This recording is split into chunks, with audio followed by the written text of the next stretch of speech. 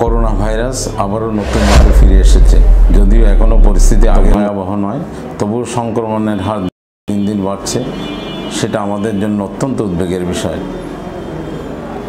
এই ভাইরাস নতুন ধরনটি কিছুটা বেশি সংক্রমণযোগ্য হতে পারে, যদিও বেশিরভাগ ক্ষেত্রে লক্ষণ হালকা।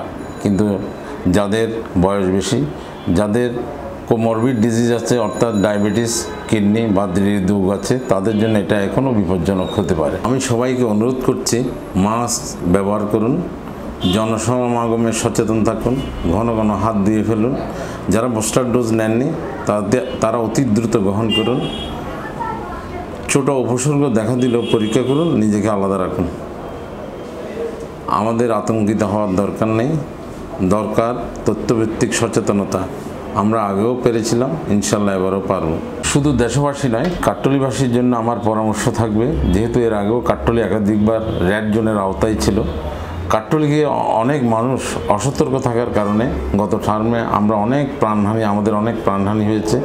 কাট্টলীবাসীকে নিয়ে আমাদের দুশ্চিন্তা অনেক বেশি। আসুন দেশবাসীর পাশাপাশি আমরা কাট্টলীবাসী সচেতন হই, সতর্ক হই। সচেতনতা এবং আল্লাহর রহমত পরিত্রাণ দিতে পারে আমাদের এই করোনা থেকে। ধন্যবাদ সবাইকে।